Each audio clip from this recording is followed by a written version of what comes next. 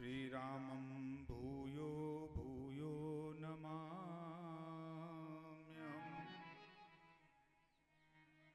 यत्र यत्र रघुनाथ कीर्तनं तत्र तत्र कृतमस्तकाञ्जलिं।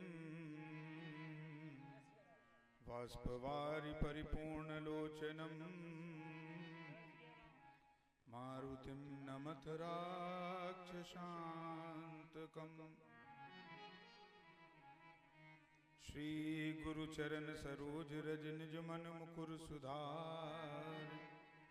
वर्णो रघुबर बिमल जस जोदायक फलचार। लेत सदा सुधि दीन की सहज दया के धाम। जननी जनक राजेश के प्रभु श्री सीताराम। प्रभु श्री सीताराम। बोलिए भक्त वत्सल भगवान की जय हो। बोल सद्गुरुदेव भगवान की जय हो। जय जय श्री सीताराम। जय जय श्री राधे श्याम। नमः पार्वती पतये हर हर महादेव। बड़े सुंदर इस दिव्य अनुष्ठानात्मक क्रम में उपस्थित होने का यह सुअवसर प्राप्त हुआ। निश्चित रूप से भगवत कृपा का अनुभव करता हूं। व्यासपीठ पर विराजित व्यासस्य विष्णु रूपाय के रूप में शुद्धे श्री बालकृष्ण जी को मैं प्रणति निवेदित करता हूं। यहाँ पर संगीत के माध्यम से अपनी सहभागिता प्रदान कर रहे समस्त सरस्वती पुत्रों को हमारे विशेष रूप से श्रीमान इंदु तिवारी जी हमको दिख रहे हैं। उनका हमारा बड़ा पारिवारिक संबंध है। ऐसे सभी संगीतज्ञों को भी मैं भगवत भाव से प्रणति निवेदित करता हूं और जिनके कारण यह सारा का सारा क्रम बन पाया, मुझे भी यह अवसर मिला व्यास जी की मुखारविंद से कुछ श्रवण कर पाने का। ऐसे संपूर्ण दोहलिया परिवार को और विशेष रूप से दादाजी दादी जी बैठी हैं। निश्चित रूप से भगवान की अति कृपा है आपके ऊपर, जिससे यह लाभ हम सबको प्राप्त हो पाया। मैं देख पा रहा हूं हमारे संत भगवान के रूप में शुद्धे श्री लक्ष्मण दास जी महाराज बैठे हैं, जो छावनी की प्रतिनिधित्व कर रहे हैं। वह भी हमारा गुरु परिवार है, इसलिए मैं उनकी उपस्थिति को भी भगवत भाव से प्रणति निवेदित करता हूं। समस्त विप्र वृंद यहाँ पर विराजित हैं। सभी के लिए मानस की परंपरा के अनुसार श्री राम मैं सब जग जानी करूं प्रणाम जोर जुग पानी के भाव से प्रणति निवेदित करता हूं। बहुत कुछ कहने की आवश्यकता नहीं। हमारे व्यास भगवान के द्वारा हम सब लोगों ने पूरे 7 दिन तक सब कुछ श्रवण किया। और श्रीमद् भागवत है क्या? भक्तों की कथा के अतिरिक्त कुछ और है तो है नहीं, लेकिन मूल रस इसमें यह है कि भगवान अपने भक्त के वशीभूत रहते हैं। इतना ही इस श्रीमद् भागवत कथा का सार है। भगवान के भक्त ऐसे हैं। मुझे एक छोटा सा दृष्टांत याद आया, मैं सुना करके फिर आगे की चर्चा रखूंगा। एक बार ज्ञानी और भक्त में बड़ा मधुर विवाद हुआ और ज्ञानी ने कहा कि भगवान को हम अधिक प्रिय हैं, और भक्त ने कहा कि नहीं नहीं ऐसा नहीं हो सकता, भगवान को तो हम अधिक प्रिय हैं। दोनों में खूब विवाद हुआ। खूब उन्होंने भी अपने पक्ष रखे, ज्ञानी ने, और भक्त ने भी अपने पक्ष मजबूत करने के लिए बहुत सारे तर्क प्रस्तुत किए, लेकिन अंत में निर्णय कुछ हो नहीं पाया। तो दोनों ने सोचा कि इसका निर्णय नहीं हो पा रहा है, तब तक वहां एक और जन थे। उन्होंने कहा कि जिनकी वजह से ये झगड़ा हो रहा, क्यों न जाकर के उनसे ही पूछ लिया जाए कि आपको प्रिय कौन है, कौन आपको अधिक प्रिय है। तो बोले हाँ ये भी ठीक आपने विचार रखा। तो दोनों के दोनों सीधे पहुंच गए श्री हरि के पास। तो भक्त और ज्ञानी दोनों को देखा श्री हरि ने, और देख करके कहा कि अरे आज तो दोनों ही यहाँ पर पधारे हैं, कोई विशेष कारण होगा। तो दोनों ने कहा कि कारण तो बहुत बड़ा है प्रभु, हम लोगों में लड़ाई मची हुई है और निर्णय नहीं हो पा रहा। तो बोले लड़ाई किस कारण से? बोले आप ही मूल में हैं उसमें। अच्छा, और निर्णय भी आपको ही करना है। तो बोले क्या आपका विषय है? बोले विषय बस इतना सा है कि हम ये कहते हैं कि आप हम अर्थात ज्ञानियों को अधिक प्रेम करते हैं, आप ज्ञानियों को अधिक स्नेह देते हैं, लेकिन भक्त कह रहे हैं कि नहीं नहीं, ज्ञानियों को नहीं, हमको अधिक स्नेह कर देते हैं। इसलिए ये निर्णय तो आपको ही करना है कि आप किसको अधिक स्नेह करते हैं। आपकी दृष्टि में महान कौन है? आपकी दृष्टि में प्रिय कौन है? तो श्री हरि थोड़ी सी दुविधा में हुए। धर्म संकट जैसी स्थिति उत्पन्न हुई, क्योंकि ये तो सृष्टि में तो सभी उनके पुत्र हैं। तो भगवान ने कहा कि ये प्रश्न तो बड़ा विचारणीय है, लेकिन मैं फिर भी उत्तर दे देता हूं। तो दोनों बड़े कान लगा करके बैठ गए कि अब भगवान क्या कहने वाले। तो भगवान ने सीधे ही कहा कि देखो भैया, ज्ञानी भक्त में अगर निर्णय करना हो तो मैं तो ये कहूंगा कि ज्ञानी जो है ना, ज्ञानी मेरी आत्मा है। और जैसे ही भगवान ने कहा कि ज्ञानी मेरी आत्मा है, तो भक्त बेचारा उदास हुआ। उसको लगा कि अरे राम, हमारी तो सारी की सारी जो मन में भावनाएं थी वो यहीं पर समाप्त हो गई, और बेचारा बहुत दुखी होकर के अनमने मन से वापस लौटने लगा। और ज्ञानी प्रसन्न हुआ, क्योंकि ज्ञानी को तो लगा कि भगवान ने हमें अपनी आत्मा बता ही दिया। भक्त उदास होकर के जब लौटने लगा तो भगवान ने जोर से आवाज दी, अरे भैया कहाँ जा रहे हो? तो भक्त ने भी अनमने ढंग से कहा कि प्रभु अब हम क्या ही सुनने के लिए यहाँ रुकेंगे, जब आपने ज्ञानी को अपनी आत्मा बता दिया तो हमें तो इससे कोई नीचा ही पद देंगे, तो वो सुनने के लिए थोड़े ही यहाँ खड़े रहेंगे। अरे रुको भैया रुको, भगवान ने कहा कि पूरी बात सुनते जाओ। बोले हम नहीं सुनेंगे। अरे भैया सुन लो, आप कह रहे ज्ञानी आत्मा है। हाँ हाँ, निश्चित रूप से हमने ये कहा कि ज्ञानी हमारी आत्मा है, लेकिन पूरी बात सुनते जाओ। यदि ज्ञानी हमारी आत्मा है और भक्त तो मेरा परमात्मा है, मैं अपने भक्त का भी भक्त हो जाता हूँ। ऐसे हैं भगवान। भगवान अपने भक्तों के हित में कुछ भी करा लो उनसे, लेकिन आपके भाव की आवश्यकता है। भगवान तो बैठे ही हुए हैं, लेकिन आपको अपने अभिमान को दूर करके भगवान की भक्ति की ओर बढ़ना चाहिए। और जैसा मैं देख पा रहा हूँ 7 दिन तक बड़ा सुंदर आप लोगों ने यहाँ श्रवण किया होगा। आप इस कथा का सार लेकर के भी जाएंगे, निश्चित रूप से कल्याण होगा। कथा में मन नहीं भी लगा होगा तो शुरू में और विश्राम के समय जो संकीर्तन हुआ उसका भी ध्यान अगर अपने हृदय में हृदयंगम कर लेंगे तो भी कल्याण हो जाना है। और भगवान की कृपा आप सब पर ऐसे ही बरसती रहेगी।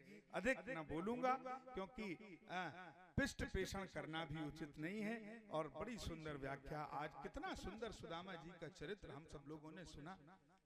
भगवान निभाने पर आ जाएं तो किस तरह से निर्वहन करते हैं, क्या निभाते हैं। और आप देखो ना, और प्रेम के वशीभूत, ये भी भक्ति का विज्ञान है। ये प्रेम भक्ति से अगर मिश्रित हो जाता है तो ये विज्ञान ही है। जैसे हरि व्यापक सर्वत्र समान, भगवान की जो उपस्थिति है वो सभी जगह समान रूप से, लेकिन अब उस समान रूप से भगवान को प्रकट करने का यदि विषय आए तो फिर क्या हमें आवश्यक होता है उसके लिए। तो आगे ही तुलसीदास जी महाराज कहते हैं कि वैसे तो हरि व्यापक सर्वत्र समाना, लेकिन यदि उसको प्रकट करना है तो उसके मूल में हमें किसकी आवश्यकता है? तो बोले हरि व्यापक सर्वत्र समाना और प्रेम ते प्रकट हो ही मैं जाना। आपके भीतर यदि प्रेम और भक्ति का प्रादुर्भाव हो जाए तो भगवान वहीं जन्मते हैं, वहीं आपको जन्म लेकर के वहीं आपको अपनी प्राप्ति करा देते हैं। यही इस कथा का सार है। अधिक न बोलूंगा। और बहुत ही आनंद मुझे भी प्राप्त हुआ जहां कहीं हरि चर्चा मिल जाए। हमारे यहाँ तो परंपरा है। क्या है, तुलसीदास जी महाराज कहते हैं, एक घड़ी आधी घड़ी आधेउ में पुनिया, और तुलसी संगत साधु की हरे कोटि अपराध। ये व्यवस्था हमारी है। हम लोगों ने इतने सुंदर ढंग से इतना सुंदर वाचन सुना और भगवान का नाम हमारे भीतर आ जाए, इससे बड़ी उपलब्धि संसार तो क्या हमारे लिए कोई दूसरी हो ही नहीं सकती। एक और मुझे एक कथा श्रीमद् भागवत में तो आपने सुनी ही होगी कि किस प्रकार से गजराज पुकार रहे हैं, जब पूरे उनका निज का बल, उनके परिवार का बल सब छूट गया, असहाय हो गए, मगर ने उनके पैर को पकड़ रखा है और भगवान पुकारते हैं कि कहाँ हो गोविंद, आओ और मुझे इस ग्राह के बंधन से मुक्त करो। और आप देखिए कि किस प्रकार से वो पुकारते हैं और भगवान पूरा नाम भी नहीं सुनते हैं, सीधे प्रकट हो जाते हैं और सुदर्शन को आज्ञा दे देते हैं और सुदर्शन को आज्ञा दे करके उस ग्राह का वध करते हैं। वध करने के बाद गजराज को मुक्त कर देते हैं। लेकिन वहां एक बड़ी सुंदर घटना घटी। जैसे ही आंख खोल करके गजराज ने देखा कि प्रभु ने मुझे मुक्त करा दिया, तो देखते ही वे एक और आश्चर्य में पड़ गए। उन्होंने देखा कि एक और तो ठाकुर जी खड़े ही हैं, दूसरी ओर उनके ही स्वरूप में एक और महनीय महापुरुष उनकी प्रार्थना कर रहे हैं। तो गजराज को ये बड़ा आश्चर्य हुआ। उन्होंने कहा कि प्रभु आपका तो स्वरूप हम देख ही पा रहे हैं, लेकिन ये दूसरा विग्रह कौन है? ये दूसरे आपके समान जो दिख रहे हैं, आपका रूप लेकर के आपके समक्ष आपकी प्रार्थना कर रहे हैं, ये कौन है? तो भगवान मुस्कुरा करके बोले, अरे गजराज, ये वही ग्राह है जो तुम्हारे पैर को पकड़े हुए था। ये वही ग्राह है, लेकिन ये तो आपका स्वरूप लेकर के आपके समक्ष खड़ा है। तो समझ में ना आता नाथ, न्याय क्या किया है, गज को उबारा या ग्राह को उबारा है? ये समझ में नहीं आ रहा कि आपने हमें मुक्त किया या ग्राह को मुक्त किया। तो भगवान ने मुस्कुरा करके कहा, गजराज यही हमारा स्वभाव है। बोले क्या? बोले जो मुझे पुकारता है ना, मैं उसका उद्धार बाद में करता हूँ, लेकिन मुझे पुकारने वाले का जो चरण पकड़ लेता है उसका उद्धार मुझे पहले करना पड़ता है। तो यह भी एक दृष्टि है। हम उनके पास नहीं पहुंच पा रहे, लेकिन जो उनके पास पहुंचे हुए हैं उनके भी चरणों का यदि आश्रय ले लेंगे तो निश्चित रूप से हमारी मुक्ति सुनिश्चित हो जाएगी। इसलिए बोलो भक्त वत्सल भगवान की जय। वाणी को विराम करने के पहले हमारा प्रिय अनुज भाई राघवेंद्र, जिसके मूल जिसकी भावना या मूल विवाह के पहले, यद्यपि शिव जी के प्रसंग में हम लोग पूज्य महाराज जी सुनते हैं कि काम को जला दिया और काम को जलाने के बाद सब देवता पहुंचे कि प्रभु आपके विवाह से ही लोक कल्याण होना। तो उन्होंने कहा एव मस्तु, ऐसे ही करेंगे। भगवान श्री राम को भी वचन दे दिया कि ऐसे ही करेंगे। तो सब चले गए। तो शिव जी के गणों ने पूछा कि प्रभु ये तो बताओ कि आपने काम को तो भस्म कर दिया और अब आप विवाह करने जा रहे हैं। ठीक है, हम तो इसलिए चिंतित हो रहे हैं कि आप लोगों को बड़ा विलंब हुआ होगा। तो मैं कह रहा था, विवाह के लिए बाबा आप तैयार हो गए, आपने काम को तो जला दिया, बिना काम किए कैसे विवाह आप संपन्न करेंगे? तो शिव जी ने कहा कि मैं यही संदेश देना चाहता हूं कि यदि संसार से तुम्हें जुड़ना है तो काम की प्रेरणा से नहीं जुड़ो, तो केवल और केवल श्री राम की प्रेरणा से जुड़ो। तो ऐसा ही दृश्य में देख पा रहा हूं। शिव जी तो कोई नहीं हो सकता, ये तो बात सत्य है। लेकिन वह बालक भी विवाह के क्रम में आगे बढ़ रहा, लेकिन विवाह के प्रारंभ के पहले यदि हरि चर्चा आ गई तो समझ लो उससे बड़ा सौभाग्यशाली तो कोई दूसरा हो ही नहीं सकता। अगर वह संसार में प्रवेश कर रहा और भागवत कथा के श्रवण के उपरांत प्रवेश कर रहा, तो निश्चित रूप पे आप ये मान के चलो कि समाज में इसके परिणाम बड़े ही आध्यात्मिक और सुंदर से सुंदर होंगे। यही उसको बालक को आशीर्वाद देते हुए सबको मैं शुभकामनाएं प्रेषित करते हुए पूरे दहोलिया परिवार को और यहाँ पर विराजित सभी जनों को सी राम में सब जग जाने करहूं प्रणाम जोर जोग पानी के भाव से प्रणति निवेदित करता हूँ। अपनी वाणी को विराम देता हूँ। एक अभी भजन के लिए कहा हमसे, अगर आप लोग 2 मिनट थोड़ा रुक जाएं तो फिर एक कुछ पंक्तियां पूज्य गुरुदेव भगवान द्वारा रचित किसी भजन को सुना करके विश्राम की ओर चलेंगे। जीवन है तेरे हवाले।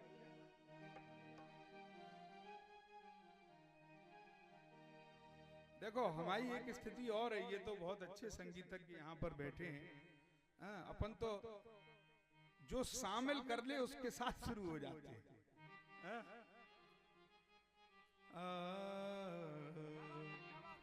आप लोग भी ध्यान से सुने, हमारे पूज्य पिताश्री द्वारा रचित यह भजन है। जीवन है तेरे हवाले मुरलिया वाले, जीवन है तेरे हवाले मुरलिया वाले, जीवन है तेरे हवाले मुरलिया वाले, जीवन है तेरे हवाले मुरलिया वाले, जीवन है तेरे हवाले मुरलिया वाले, जीवन है तेरे हवाले मुरलिया वाले, आरे मुरलिया वाले, आरे मुरलिया वाले, आरे मुरलिया वाले। निश्चित रूप से देखो फलश्रुति यही है। आप इतना सब भजन संकीर्तन के उपरांत अगर भगवत भाव में भगवत चरणार विंद में समर्पित नहीं हुए तब तो ये सब व्यर्थ है। इसलिए सब कुछ भगवान के श्री चरणों में ही अर्पित कर दो, समर्पित हो जाओ।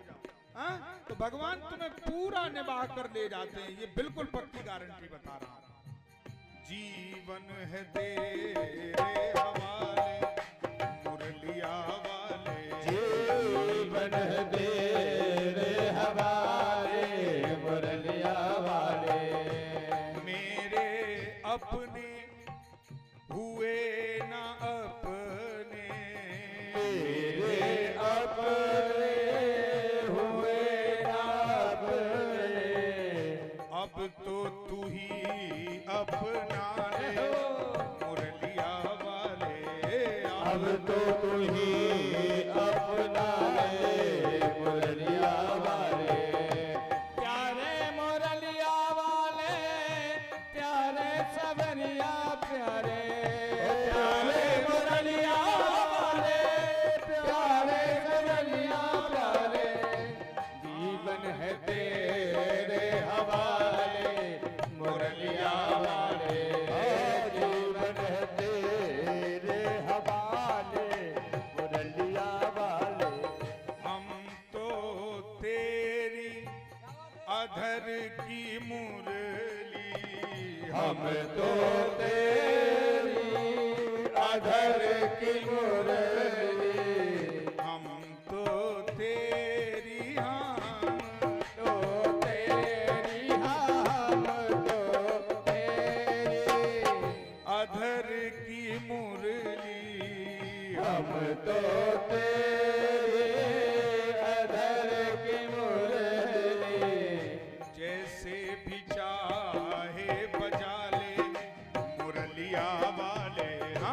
ऐसे ही चाहे बजा ले मुरलिया वाले, जीवन है तेरे हवाले मुरलिया वाले, जीवन है तेरे हवाले मुरलिया वाले, जन राजेश की अरज यही है, चल राजेश की अरज यही है, कर गहे कंठ